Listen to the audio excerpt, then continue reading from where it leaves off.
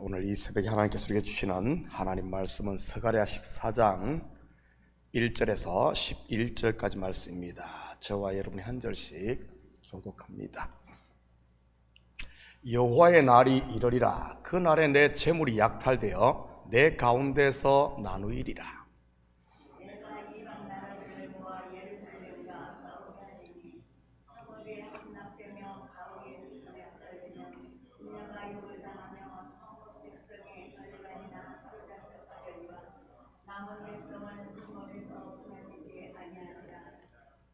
그때 여호와께서 나가사 그 이방 나라들을 치시되 이왕의 전쟁 날에 싸운 것 같이 하시리라.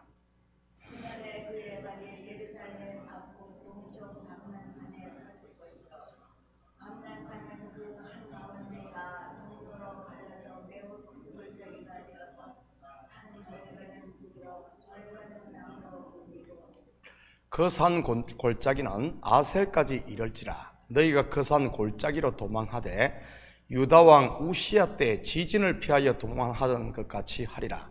나의 하나님 여호와께서 임하실 것이요 모든 거룩한 자들이 주와 함께 하리라.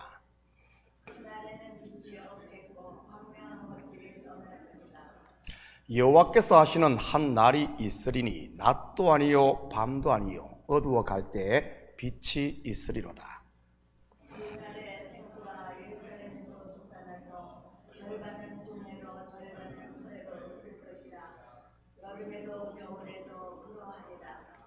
여호와께서 천하의 왕이 되시리니 그 날에는 여호와께서 홀로 한 분이실 것이요 그의 이름이 홀로 하나님이실 것이라.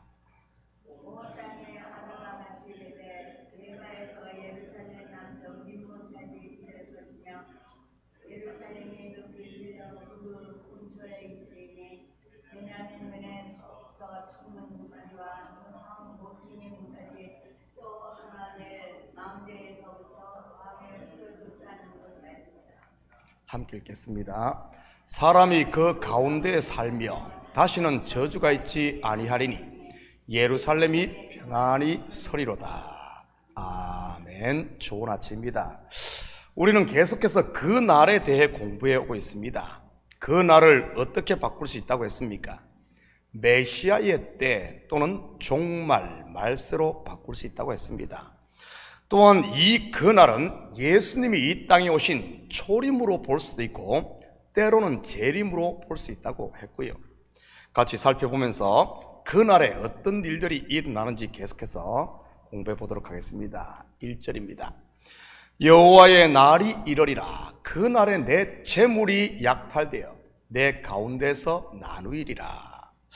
본절에 보니 여호와의 날도 그날이네요.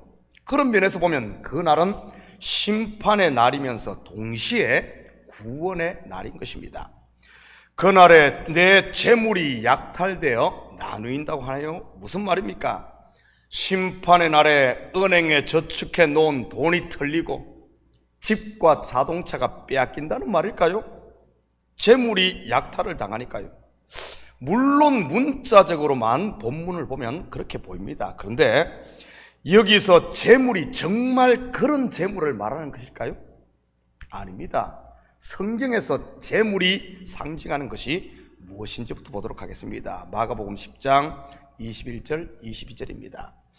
예수께서 그를 보시고 사랑하사 이르시되 내가 아직도 한 가지 부족한 것이 있으니 가서 내게 있는 것을 다 팔아 가난한 자들에게 주라. 그리하면 하늘에서 보화가 내게 있으리라. 그리고 와서 나를 따르라 하시니 그 사람은 재물이 많은 고로 이 말씀으로 인하여 슬픈 기색을 띠고 근심하며 가니라. 부자 청년이 가지고 있던 재물의 실체가 무엇이었겠습니까? 자기는 어려서부터 율법을 다 지켰다고 자부하는 율법에서 난 자기의인 겁니다. 예수님께서 바리새인들을 부자로 비유한 것도 마찬가지인 것이고요. 바리새인들이 전부 돈 많은 부자라서 그런 것이 아니고요. 그런 면에서 보면 사도 바울도 재물이 많은 부자 중에 부자였습니다. 대기업 회장 정도 되었다고 할 수 있는 사람이지요. 뭐 빌 누구나 아니면은 앨런 누구처럼 말이지. 왜냐하면 그 스스로도 예수님을 만나기 전에는 율법의 의로는 흠이 없다고 자부했던 사람이니까요. 그런데 그가 정말 흠없는 사람이었습니까? 아닙니다. 오히려 죄인 중에 괴수였지요. 내 말이 아니라 그 스스로 그렇게 고백을 했으니까요. 서대반을 죽이는데 앞상을 선 살인자요, 교회를 박해하는 하나님의 원수였으니까요. 내게 있는 것을 다 팔아. 무슨 말입니까? 그것 다 내려놓으라는 말이지요. 바울이 그런 것들을 배설물처럼 내려놓았지 않습니까? 그러자 어떤 일이 일어납니까? 하늘의 보화가 주어집니다. 바로 그리스도로 말미암는 참된 의가 그에게 주어지는 것이지. 그렇다면 1절의 여호와의 날, 곧 그 날은 언제겠습니까? 우리의 옛것들, 내가 의지하고 있던 자기 의들이 물거품이 되는 날 말이지. 바로 예수 그리스도가 오신 날인 것입니다. 역사적으로 말하면 예수님의 초림이요, 개인적으로는 예수님을 내가 주로 영접해 거듭난 날 말이지. 잠이 오자 내 속에 있는 거짓이 다 드러나 더 이상 쓸모가 없어지는 배설물이 되었으니까요. 물론 이라는 예수 그리스도의 재림의 날이나 아니면은 내가 육신의 몸을 벗고 주님 앞에 서는 날이라고 할 수도 있는 것이지. 왜냐하면 그 날에는 내 의는 사라지고 오직 하나님의 의만 남을 테니 말이지. 요한계시록에 보면 그래서 이 묵시 세계에서 구원 얻은 성도들이 오직 어린 양의 보혈 예수만 찬양하는, 하나님만 찬양하는 모습을 볼 수 있지 않습니까? 4절입니다. 그 날에 그의 발이 예루살렘 앞 곧 동쪽 감람산에 서실 것이요, 감람산은 그 한가운데가 동서로 갈라져 매우 큰 골짜기가 되어서 산 절반은 북으로 절반은 남으로 옮기고. 여러분, 왜 하나님께서 감람산을 갈라 그 가운데 골짜기가 생기게 하십니까? 5절에 보면 너희가 그 산 골짜기로 도망하되, 뭐죠? 피할 길을 주시기 위해서인 것입니다. 물론 이 말씀은 예수님의 초림 때 일어난 일일 수도 아니면은 예수님의 재림 때 일어날 일일 수도 있습니다. 먼저 예수님의 초림 때로 해석을 해볼까요? 성경에서 산이 상징하는 것이 무엇입니까? 시내산, 호렙산, 갈멜산, 시온산, 뭐죠? 성경의 산은 성전을 이야기합니다. 그렇다면 감람산이 둘로 갈라지고 그 사이에 피할 길이 생긴다는 말은요, 성전이 갈라져 피할 길이 생긴 일 말이지요. 먼저는 성전된 예수님께서 십자가에 달려 그의 옆구리가 창에 찔려 갈라지는 모습 아닌가요? 그리고 그와 동시에 일어난 일이 있는데 뭐죠? 성전의 휘장이 위로부터 찢어져 둘이 된 일입니다. 그 사이에 어떤 길이 열립니까? 지성소로 들어가는 골짜기, 곧 피할 길, 생명의 길이 열렸던 것입니다. 그런데 이 길 골짜기는 그때만 열리는 게 아닙니다. 고린도전서 10장 13절입니다. 사람이 감당할 시험 밖에는 너희가 당할 것이 없나니 오직 하나님은 미쁘사 너희가 감당하지 못할 시험당함을 허락하지 아니하시고 시험당할 쯤에 또한 피할 길을 내사 너희로 능히 감당하게 하시느니라. 하나님의 자녀들에게는 언제나 이 피할 길이 예비되어 있으심을 믿으시기 바랍니다. 다른 말로 하면 열린 문 말이지요. 여러분 삶 가운데 이 길이 보이지 않습니까?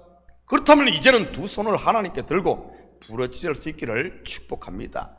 그러면 영의 눈이 열려 이 피할 길, 하나님께서 준비한 골짜기가 보일 테니 말이지. 하갈이 광야에서 부러질 때 하나님께서는 그의 눈을 열어 피할 길, 곧 브엘세바 우물을 보게 하셨지 않습니까? 삼손도 마찬가지였고요. 엔학고레 말이지. 저도 목회를 하면서 하나님께서 열어놓으신 이 피할 길을 많이 경험합니다. 사방이 막혀 내 힘으로 안 될 때, 우리 성도는 사방이 막히면은 하늘을 바라보게 돼 있어요. 그럴 때 보면은 열린 문이 있는 것을 보게 됩니다. 또한 이런 예수님의 재림 때도 똑같이 일어나는 일입니다.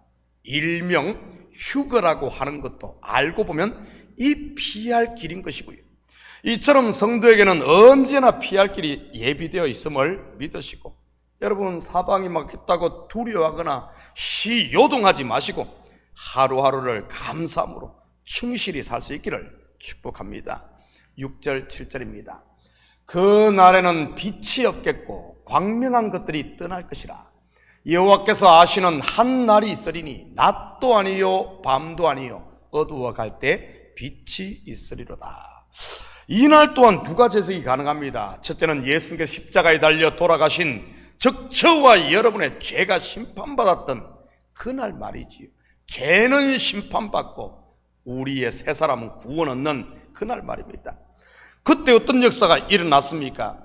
태양이 빛을 잃고 온 세상이 어둠이 임했습니다. 긴 역사의 옛 밤이 지나고 새 역사의 여명이 밝아오는 그날, 그때 하나님의 구원의 빛, 곧 생명의 빛이 임했지 않습니까? 오늘 사는 우리에게도 이 날이 있습니다. 땅의 소망이 끊어질 때 임하는 하나님의 손, 곧 하늘의 빛 말이지. 우리의 신앙은 이 하늘의 빛을 받을 때, 하늘의 빛을 봄으로 우리가 성장하는 것입니다. 마치 식물이 빛을 봐야 살듯이 우리는 이 하나님의 손, 그걸 볼 때 자라는 겁니다. 또한 여호와께서 아시는 한 날은 예수 그리스도 이 땅에 다시 오심의 날이기도 합니다. 마태복음 24장 36절입니다. 그러나 그 날과 그때는 아무도 모르나니 하늘의 천사들도 아들도 모르고 오직 아버지만 아시느니라. 계속해서 8절입니다. 그날에 생수가 예루살렘에서 솟아나서 절반은 동해로 절반은 서해로 흐를 것이라. 여름에도 겨울에도 그러하리라. 예루살렘에서 솟아난 생수가 무엇이겠습니까? 바로 십자가의 복음 아닙니까?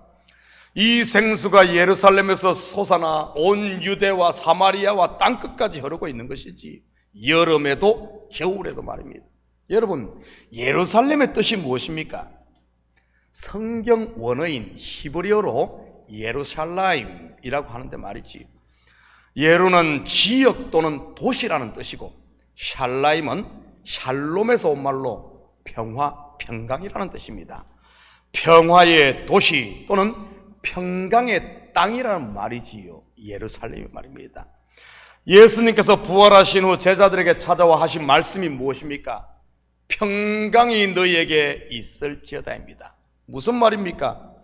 너희가 예루살렘이요, 너희가 성전이라는 말입니다. 어제 주일 설교에서 제가 언급했듯이 하늘에서 내려오는 새 예루살렘 성, 실체가 누구라고 했습니까? 은혜와 평강이 왕노릇하는 그리스도의 신부, 바로 성도들인 것입니다. 생수가 예루살렘에서 솟아나, 저는 예루살렘 된 우리 식구들의 입에서 이제는 이 영혼을 살리는 생수 곧 복음이 솟아날 수 있기를 축복합니다. 그래서 가정이 그리스도의 나라가 되고 삶의 터전과 교회가 하나님의 나라가 되는 것 말이지. 은혜와 평강과 희락이 있는, 그래서 그리스도가 왕인 하나님의 나라 말입니다. 여름에도 겨울에도 그러하리라. 무슨 말입니까? 디모데후서 4장 2절입니다. 너는 말씀을 전파하라. 때를 얻든지 못 얻든지 항상 힘쓰라. 범사의 오래 참음과 가르침으로 경책하며 경계하며 권하라. 저는 우리 성도들의 매일의 삶에 입만 열면 험담하고 불평하는 이런 썸물이 나는 것이 아니라, 입만 열면 영혼을 살리고 소생시키는 생수 곧 복음이 솟아나기를 축복합니다. 그게 바로 예루살렘이에요. 예루살렘. 평강이 있는 그리스도의 신부 말입니다. 그래서 광야와 같은 무심령들에게 생명의 강을 내므로 기쁨과 소망, 감사와 찬양의 열매를 맺게 하는 것 말이지. 사랑하는 성도 여러분, 지금이 그 날이요, 그리스도가 왕으로 다시 다스리는 때 곧 하나님의 나라임을 믿으시고 오늘 하루도 우리 속에 있는 생명의 빛을 비추시고 복음의 생수를 흘려보내는 작은 예수 곧 그리스도의 제자로 살 수 있기를 예수님의 이름으로 축복합니다. 같이 기도하십시다. 사랑의 아버지 하나님, 참으로 감사를 드립니다. 수많은 믿음의 선진들이 그 날을 소망하고 그 날을 기다리고 살다가 아버지 하나님 갔습니다. 우리는 그렇게 기다리던 예수 그리스도의 때, 은혜의 때, 하나님의 나라를 살면서도 혹시 아버지 하나님 그것을 알지 못하고 속아 살고 있지는 않습니까?